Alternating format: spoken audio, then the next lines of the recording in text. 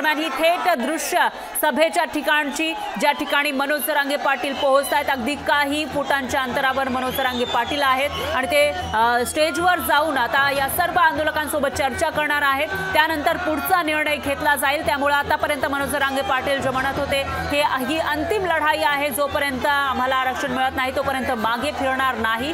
त्यामुळे आता पुढची त्यांची भूमिका नेमकी काय असेल ते बघावं लागणार आहे। तर सरकारकडून जो जीआर आलेला आहे त्यामध्ये नेमकं काय आहे आणि या जीआर मुळे मनोज जरांगे पाटलांचा आणि मराठा आंदोलकांचं समाधान होणार का याकडे सुद्धा लक्ष लागलेलं आहे। तर ही दृश्य आपण बघू शकतो, थेट दृश्य मनोज जरांगे पाटील हे स्टेजच्या दिशेने निघताना दिसतात। अगदी काही सेकंदांमध्ये ते स्टेजवर पोहोचतील आणि त्यानंतर ते नेमकं काय बोलणार याकडे आता प्रत्येक मराठा समाज बांधवाचं आणि राज्यभरातील सगळ्यांचं लक्ष लागलेलं आहे। कारण मनोज जरांगे पाटील यांच्यासोबत शिष्टमंडळाने चर्चा केली होती, सरकारच्या शिष्टमंडळाने। एवढंच नाही तर मुख्यमंत्री शिंदेंनी सुद्धा मनोज जरांगे पाटील यांच्यासोबत चर्चा केलेली आहे। त्यामुळे या चर्चेतून आता काय मार्ग निघाला हा सवाल प्रत्येकाच्या मनामध्ये उपस्थित झाला आहे आणि त्याचं उत्तर अगदी काही क्षणांमध्ये आपल्याला मिळू शकेल। त्यासाठीच मनोज जरांगे पाटील हे स्टेजकडे निघालेले आहेत। कारमधून ते स्टेजकडे रवाना झाल्याचं आपल्याला बघायला मिळतं। अगदी काही फुटांच्या अंतरावर ते आहेत आणि ते काही क्षणांमध्ये या स्टेजवर पोहोचतील। तिथून सर्व मराठा बांधवांसोबत संवाद साधणार आहेत। त्यामुळे ते नेमका काय बोलणार याकडे सगळ्यांचं लक्ष आहे। कारण मनोज जरांगे पाटील जे म्हणतील ते आम्ही करू असं आंदोलक सुद्धा म्हणतात। आणि याविषयी अधिक माहितीसाठी आपले प्रतिनिधी स्वप्नील जाधव हे थेट आपल्यासोबत जोडले गेले आहेत। स्वप्नील, काय सांगाल? मनोज जरांगे पाटील यांची शिष्टमंडळासोबत चर्चा झाली, मुख्यमंत्र्यांसोबत सुद्धा चर्चा झालेली आहे आणि त्यानंतर आता आंदोलकांशी चर्चा करण्यासाठी ते स्टेजकडे निघालेत। खरे काही फुटांचं अंतर आहे, काही मीटरचं अंतर आहे, पण ते अंतर पार करताना बराच वेळ लागतोय। सध्याचे काय अपडेट्स आहेत?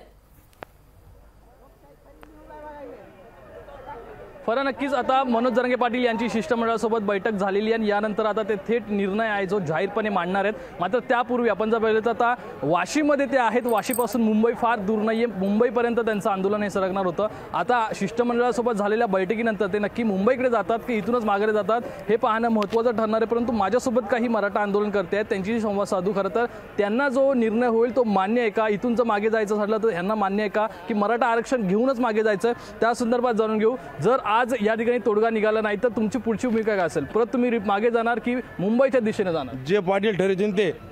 पण पाटलांची आता बैठक झालेली आहे, मुख्यमंत्र्यांसोबत चर्चा सुद्धा झालेली आहे, मुख्यमंत्री सकारात्मक दाखवत आहेत। जर आज इथून मागे गेले तर पुढच्या मागण्या सुद्धा मान्य होतील असं एकंदरीत चर्चा आली।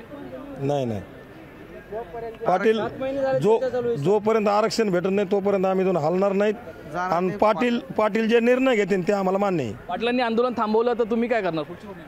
पाटलांचा आदेश ते आमचा आदेश, पाटलांचा आदेश आमचा शेवटचा आहे।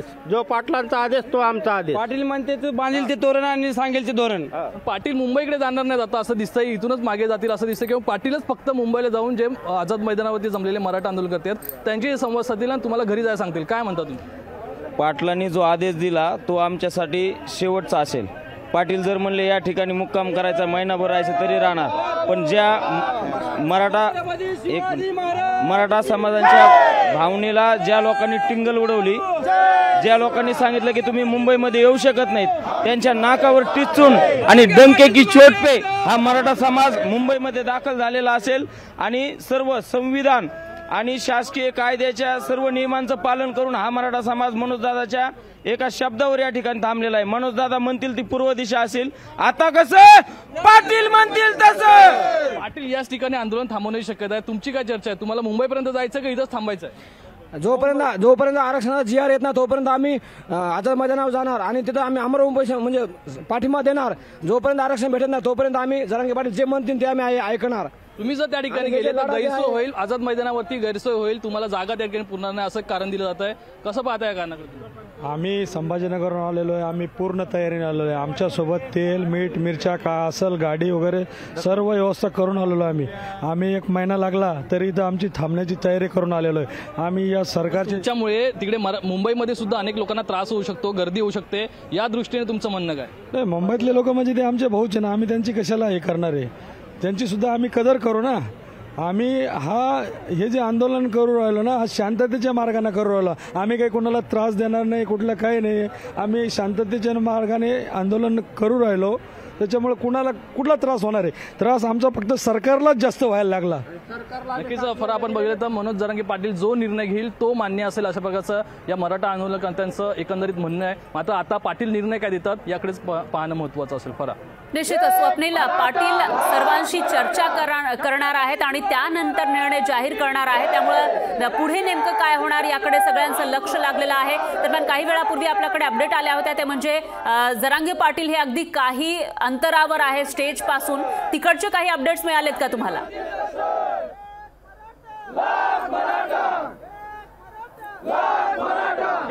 नक्कीच आता अपडेट सध्या काही मिळत नाही. जरांगे पाटील हे शिवाजी चौकामध्ये दाखल होत आहेत. दरम्यान याच ठिकाणी आपण त्यापूर्वीचा वेळेला पोलिसांसोबत सुद्धा चर्चा झालेली आहे आणि या संदर्भात पोलिसांचं सुद्धा म्हणणं आहे की आझाद मैदानापर्यंत हा मोर्चा नेऊ नका किंवा फक्त जरांगे पाटील यांनाच आझाद मैदानापर्यंत पोलीस सुरक्षेत घेऊन जातील आणि त्या ठिकाणी जे आझाद मैदानावरती जमलेले लाखो मराठे आहेत त्यांच्याशी ते संवाद साधतील. त्या ठिकाणी सुद्धा एक जाहीर भाषण हे मनोज जरांगे पाटील यांचं होईल अशी एकंदरीत चर्चा ही पोलिसांसोबत सुद्धा चालू आहे. आंतरवाली सराटी येथे सुद्धा काही नागरिक जमले असल्याची माहिती समोर येते. दरम्यान महाराष्ट्रामध्येच मनोज जरांगे पाटील यांना मोठा पाठिंबा देण्यात येतोय. मुंबईमध्ये सुद्धा एकूणच या नवी मुंबईमधील सर्व रस्ते हे मराठा आंदोलनकर्त्यांमुळे जाम झालेले आहेत. मात्र या ठिकाणी हे आंदोलन थांबवावं अशा प्रकारे सरकार आता कुठेतरी हालचाली करताना दिसतंय. त्याचप्रमाणे मुख्यमंत्री एकनाथ शिंदे स्वतः मनोज जरांगे पाटील यांच्याशी चर्चा करताना दिसतात. त्यामुळे नक्कीच तोडगा निघेल असा एक सकारात्मक चर्चा या शिष्टमंडळाच्या बैठकीमध्ये झालेली आहे माहिती आहे ती समोर येते. बरा निश्चितच स्वप्नील याचाच अर्थ शिष्टमंडळासोबत मुख्यमंत्र्यांसोबत जी चर्चा आतापर्यंत झाली आहे मनोज जरांगे पाटलांची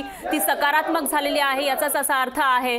पण आता जेव्हा आंदोलकांसोबत मनोज जरांगे पाटील हे चर्चा करणार आहेत त्यावेळेला हे आंदोलक मागे फिरण्यासाठी तयार आहेत का? आरक्षण आमच्या हक्काचं नाही, कुणाच्या बापाचं. आरक्षण आमच्या हक्काचं नाही. मनोज जरांगे पाटील हे जे निर्णय घेतील तो निर्णय मान्य असेल कारण मराठा आंदोलनकर्त्यांचं म्हणणं आहे. कारण जर मनोज जरांगे पाटील यांनीच जर हे आंदोलन थांबवण्याचा निर्णय घेतला तर हे सर्व मराठा आंदोलनकर्ते ते पुन्हा आपल्या घराच्या दिशेने निघतील असं एकंदरीत सर्व आंदोलनकर्त्यांचं मत आहे. मात्र एकूणच आता मनोज जरांगे पाटील त्यांच्या भाषणातून नक्की काय आवाहन करतात ते इथेच हे आंदोलन ते थांबवतात की आझाद मैदानावर जाऊन तो हे आंदोलन थांबवण्याचा निर्णय घेतात हे आकडे सर्वांचं लक्ष लागलं आणि याचीच वाटेच सर्व महाराष्ट्रातील जनता पाहते. निश्चितच स्वप्नील आता मनोज जरांगे पाटील यांची नेमकी भूमिका काय असेल त्याच्याकडे संपूर्ण महाराष्ट्राच्या जनतेचा आणि मराठा समाज बांधवांचं लक्ष लागलेलं आहे. पण मनोज जरांगे पाटील म्हणतायत की जे आंदोलक आहेत त्यांच्यासोबत मी चर्चा करणार, जे आंदोलक म्हणतायत तेच मी करणार असं मनोज जरांगे पाटील म्हणतायत. आणि आंदोलकांना आपण विचारलं तर आंदोलक म्हणतायत मनोज जरांगे पाटील जो आदेश देतील तेच आम्ही करणार. छत्रपती शिवाजी महाराज की जय, छत्रपती संभाजी महाराज की जय. मनोज दादा जरांगे तुम आगे बढ़ो, हम तुम्हारे साथ हैं. स्वप्नील आवाज येतोय माझा? आगे बढ़ो, हम तुम्हारे साथ हैं. जरांगे पाटील तुम आगे बढ़ो, हम तुम्हारे साथ हैं. तर ही दृश्य आपण बघितलेली आहेत. मोठ्या संख्येनं मराठा समाज बांधव या ठिकाणी उपस्थित आहेत आणि जरांगे पाटील जे म्हणतील ते आपण करू असं ते म्हणतात. दरम्यान दुसरीकडची ही दृश्य आपण बघू शकतो. जरांगे पाटील स्टेजच्या अगदी जवळ पोहोचलेले आहेत. पुन्हा एकदा जाऊयात आपले प्रतिनिधी स्वप्नील जाधव यांच्याकडे. स्वप्नील आपण बघितलं तर अगदी काहीच वेळामध्ये जरांगे पाटील हे शिष्टमंडळासोबत स्टेजवर पोहोचणार आहेत आणि त्यानंतर सर्व आंदोलकांसोबत चर्चा करूनच आपण निर्णय पुढचा घेऊ असं ते म्हणतायत. आतापर्यंत ही अंतिम लढाई असेल आरक्षणासाठी असं म्हणत मनोज जरांगे पाटलांनी आंतरवाली सराटीतून मुंबईच्या दिशेने कूच केलेली होती. पण आज निर्णयाचा दिवस आहे. कदाचित हा जो निर्णय आहे त्याच्यामध्ये मनोज जरांगे पाटील हे मागे फिरू शकतात किंवा पुढे जाऊन आंदोलन सुद्धा करू शकतात. अशामध्ये मनोज जरांगे पाटील म्हणतायत मी हे जे आंदोलक आहेत त्यांच्यासोबत चर्चा करणार, त्यांचं मत जाणून घेतल्याशिवाय काहीही करणार नाही. तर आपण जेव्हा आंदोलकांशी बातचीत करतो तेव्हा आंदोलक म्हणतायत मनोज जरांगे पाटील जे म्हणतील तेच आमच्यासाठी आदेश असतील. फरक नक्कीच मराठा आंदोलनकर्ते जेवढे त्या सहभागी आहेत मनोज जरांगे पाटील यांच्या जेवढे पाठिंबा देत आहेत त्या सर्वांशी मनोज जरांगे पाटील हे पहिल्यांदा चर्चा करतात आणि नंतरच निर्णय घेतील. आज सभेमध्ये सुद्धा तशाच प्रकारचे काहीतरी वातावरण आहे ते दिसेल. मनोज जरांगे पाटील हे पहिल्यांदा तेथील उपस्थित सर्व मराठा आंदोलनकर्ते त्यांची संवाद साधतील, त्यांच्याकडून होकार घेतील किंवा नकार घेतील. जर मराठा आंदोलनकर्त्यांचा इथेच हा आंदोलन थांबवण्याचा होकार असेल तर ते पुढील पर्याय तो सरकारला देतील. पुढील काही दिवस किंवा काही सवलत आहे ते सरकारला देतील आणि इथून पुढे ते त्यांच्या अंतरावली सराटी असेल किंवा मुंबईच्या दिशेने रवाना होतील। मात्र काही मोजक्याच सहकाऱ्यांसह मनोज जरांगे पाटील हे मुंबईला सुद्धा जातील, कारण मुंबईमध्ये सुद्धा मराठा आंदोलनकर्ते हे कालपासून दाखल झालेले आहेत। चहूबाजूने खरं तर मराठा आंदोलनकर्ते हे मुंबईत आझाद मैदानावरती जमलेले आहेत आणि त्या ठिकाणी सुद्धा मोठ्या प्रमाणात घोषणाबाजी होते। मनोज जरांगे पाटील यांचं आंदोलन त्या ठिकाणी पोहोचणार होतं, त्यामुळे ते तिथे वाट बघत होते। त्यांना संबोधित करण्यासाठी मनोज जरांगे पाटील हे तिथे सुद्धा जातील। पण पहिले मात्र जी शिवाजी चौक येथे जी सभा होते, आता थेट तिथे मनोज जरांगे पाटील हे दाखल झालेले आहेत। मात्र त्या सभेमध्ये ते सर्व मराठा आंदोलनकर्त्यांचा होकार घेतील, नकार घेतील, मराठा आंदोलनकर्त्यांच्या मनात नक्की काय याबद्दल ते सर्व माहिती आहे ते काढून घेतील आणि त्यानंतरच निर्णय घेतील। शिष्टमंडळासोबत जरी सकारात्मक चर्चा झाली असली तरी मराठा आंदोलनकर्त्यांची काय मागणी आहे, त्यांच्या मनात नक्की काय चर्चा सुरू आहे, या सर्वाची माहिती घेतल्यानंतर मनोज जरांगे पाटील तर शेवटचा निर्णय घेतील आणि नक्कीच ज्या सर्व आंदोलनकर्ते या ठिकाणी आहेत त्यांची सुद्धा तशीच भावना आहे ती आपल्याला पाहायला मिळते। निश्चितच स्वप्नील, त्यांची सुद्धा तशीच भावना आहे। मनोज जरांगे पाटील जे म्हणतील तेच आम्ही करू असं सर्व आंदोलक बोलताना दिसत आहेत। दरम्यान धन्यवाद तुम्ही दिलेल्या या सविस्तर माहितीसाठी। तुमच्याकडून या विषयीची अपडेट आपण घेत राहूयात। लोकशाही मराठी ऐका, पहा, जागरूक रहा।